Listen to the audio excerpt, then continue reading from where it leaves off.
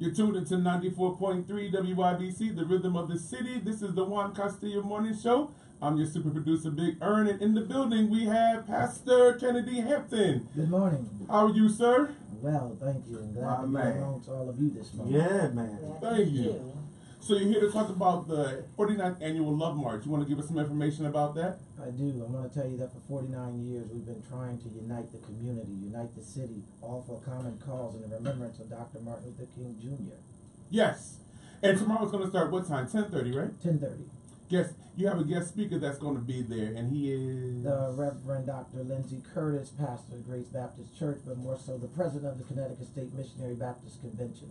Perfect. So give us some information about what you do, like say, like during the course of the year before the Love March. Yes, through the course of the year, we continue to work with the community, to work with people and empowering oneself that we can be our best selves throughout the year.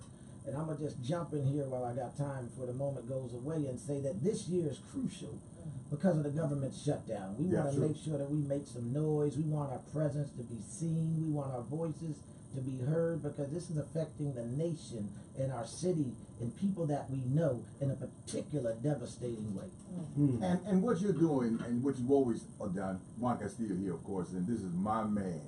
All right, this brother right here, we met many, many years ago, and he's also a radio personality. He used to be here at YBC, all right? And he used to rock the mic, man. So and also one of the cleanest brothers. I think you're the best dressed reverend in the city. I gotta say that. I just gotta say that, man. You know what I mean? I appreciate you all. And speak about just what your commitment is to the youth in our community, because that's one thing about your church. You've been working with the youth, man, and you've been just a person that put that first, right? And that's what me and you. When I was trying to figure out, what's going to be my legacy, right?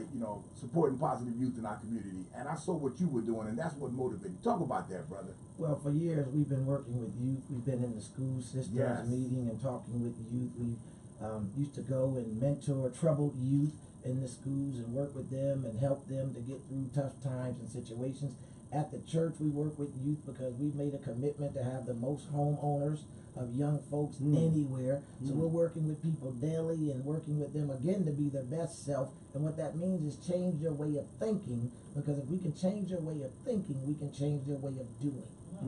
Absolutely, brother. So again, man, this march, and it's interesting because we got away from marching.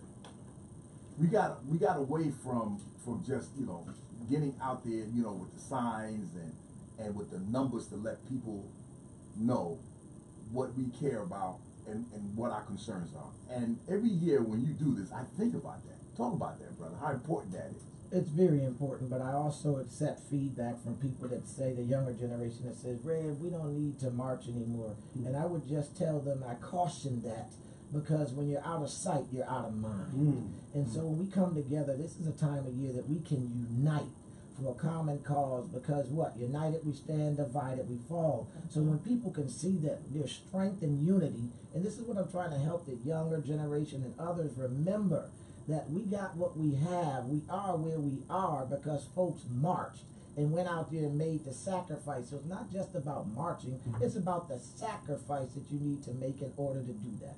All right, brother. So tomorrow, tell us what time and where and the whole nine. Tomorrow, Shiloh Missionary Baptist Church, 100 Lawrence Street, in the great city of New Haven, Connecticut, 10:30. Be there. All roads are leading there from everywhere in the city.